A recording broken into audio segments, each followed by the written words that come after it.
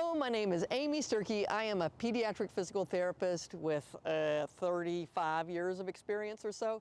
And I'm really excited today to be continuing the interview series with Whitney Choi. She is a young adult with athetoid cerebral palsy. She has full body involvement, so that means she has quadriplegic cerebral palsy. And we're doing these videos at a distance from each other, so you are going to see different backgrounds and different clothing as we speak back and forth, asking questions and answering questions, and I hope that won't be too distracting for you. So I'd love for you to meet Whitney. Hello, my name is Whitney, and I'm super excited to do this interview. Whitney, I am curious. I talked about it earlier about the gross motor function classification system, where level 1 is someone who can walk independently, someone who can run and jump and can go up and down stairs without holding on. A level 2 person is someone who needs to hold onto a railing to go up and down stairs but can walk independently and probably can't run or jump. A level 3 person is someone who walks with a walker as their main method of mobility in the home and in the community. And a level 4 person is someone who uses a wheelchair and it has main method of mobility by potentially power wheelchair or pushing themselves. And a level 5 person is someone who is not capable without massive modifications to using a power wheelchair or is not independently mobile at all. Could you tell me which classification system you feel you fall into? On the gross function classification system, I would put myself in between level 3 and 4 because I can walk outside with my walker with someone nearby. However, I have poor depth perception because of my other disability, so it's hard to say. I'm also interested in what level you are in the manual's ability classification system, so the MACS. So on this one, it's similar to the gross motor function classification system, but it has to do with how you use your hands. So a level 1 person is someone who handles objects easily and without difficulty. A level 2 person is someone who handles objects, most objects, and you might have a decreased speed or success compared to a level 1 person.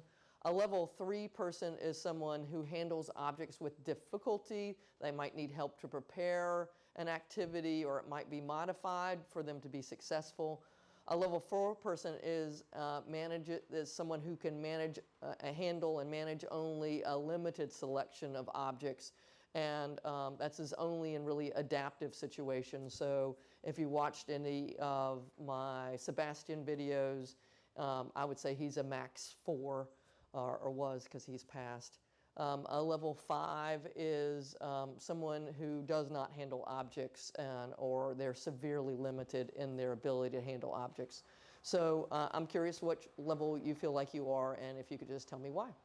According to my evaluation, I am classified as a level 3 on the manual ability classification system. And I agree with that because I require a lot of assistance that has to do with my hands, or I use creative ways in order for me to do things independently, like I will purchase things that are easier to use. For example, I use headphones instead of earbuds, or have slightly larger planners. And now I'm just really curious where you would place yourself on the communication function classification system.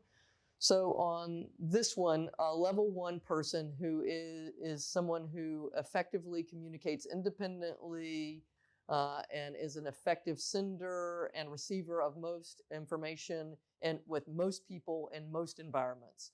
So a level 2 person is the same as the previous one, but just maybe slower. So they can communicate effectively, sending and receiving information with most people in most environments, but just maybe slower.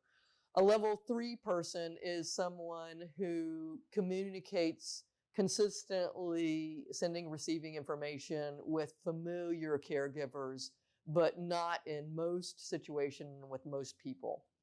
A level 4 person is someone who is not consistent in communicating with someone who is familiar with them.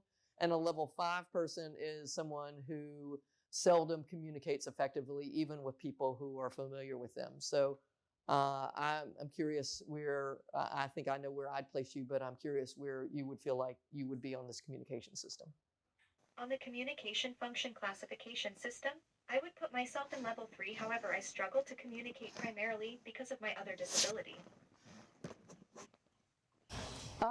So Whitney, the reason I was asking you these things is because there's a big push to make sure that therapists help families know where they fall in these categories. The belief is that no two people with cerebral palsy is the same as another person, and that if you look up information about someone who has athetoid cerebral palsy or spastic cerebral palsy, and even if you put in that qualifier, and you're trying to look at research or treatment ideas, that the treatment techniques that would be used with people on these different levels of classification would be totally different.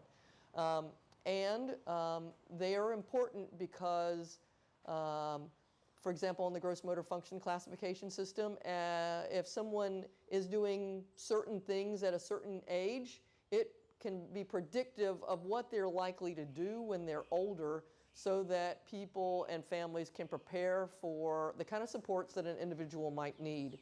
As well, if you're doing research and you're wanting to know about the things we talked about, for example, the likelihood of scoliosis or the likelihood of hip progression in terms of subluxation or dislocation, the outcome of those items are predicated on what level you are in the gross motor function classification system.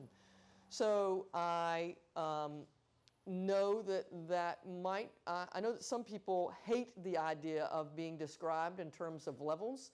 I know that Rachel Ladner's family, who I've talked to earlier, her mom says, I hate that. But I do think it's important. Could you tell me how you felt, how it made you feel as we discussed these levels as it related to you? I think that it's helpful to understand my abilities and limitations, however, the general population are not aware of this. And sometimes it's frustrating when I tell people I'm a quadriplegic. They're taken back, and I don't know how to explain all of this classification system to them in a short amount of time. I can see where that would be really frustrating, because I don't think there is a quick answer, because most people probably know very little about cerebral palsy. I think in situations such as yours, they don't know what quadriplegia is, and I bet they think of a spinal cord injury when you say quadriplegia as opposed to full body involvement from cerebral palsy. So I bet that's super frustrating. I think that when we speak of the gross motor function classification system, that's really helpful for research and being able to be predictive, but not as helpful with the general public, right? I think in that case, it's probably, what I find I do is just say mild cerebral palsy or moderate involvement due to cerebral palsy or severe involvement due to cerebral palsy or more profound. But I can see where you'd find that really frustrating. I know that you're in college, so I'm sure you're pretty busy just trying to keep up with classwork. I'm curious now if you do anything as a regular regiment to exercise or stretch to try to keep as mobile and as strong or as balanced as possible. I don't have any exercise regimen since I stopped receiving therapy. Back then I did have a home exercise program, but someone had to do it for me because of my athetosis. I find that sad to me that the home program you had when you were in physical therapy required someone else to do it for you.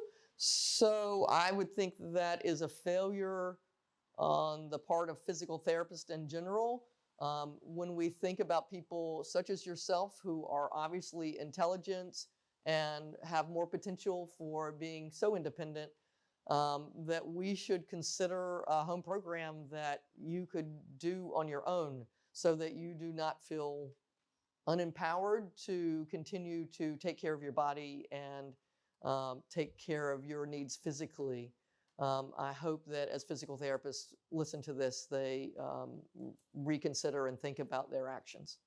And you've answered the question about the traditional therapies. I'm just really curious about whether you've done any non-traditional therapies. That would be things like art therapy or massage therapy or aquatic therapy or hippotherapy. And for those of you who are listening who don't know, this doesn't mean she was riding hippos. This means she was riding a horse. Have you done any of those? No, I haven't tried any non-traditional therapy. I also wonder if you've ever been able to do any kind of adaptive recreation programs. I mean, the research says that individuals who have cerebral palsy tend to have less participation in recreation out in the community because a lot of times it's not available. In Charlotte, in the area I'm in, there's the Miracle League that offers adaptive baseball. There are programs for adaptive karate and programs for Special Olympics to be able to participate in sports. There are programs for adaptive bowling. Have you tried any of those, and what were your experience with them? No, I haven't tried any adaptive recreational programs, but I am interested in trying it out.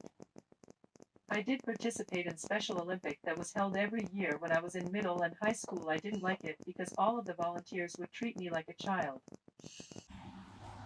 Oh, that is heartbreaking to me that people would treat you as someone who was like a child when in your experience with Special Olympics, because clearly you are a bright, intelligent person. Not that everyone should be treated with respect in general. I hope that that does not discourage you from being involved in other physically active activities, because I think that those are important. I mean, the research says that participation is really important for self-esteem. It's important for social inclusion and interaction with others.